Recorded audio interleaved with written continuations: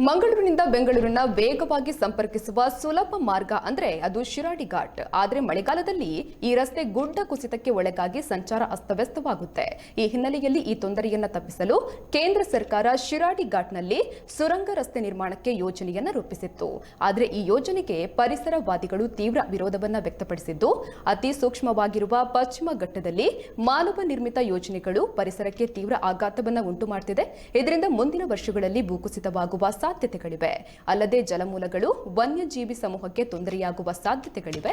ಆದ್ದರಿಂದ ಸರ್ಕಾರ ಈ ಯೋಜನೆಯನ್ನ ಕೈಬಿಡಬೇಕೆಂದು ಆಗ್ರಹಿಸಿದ್ದಾರೆ.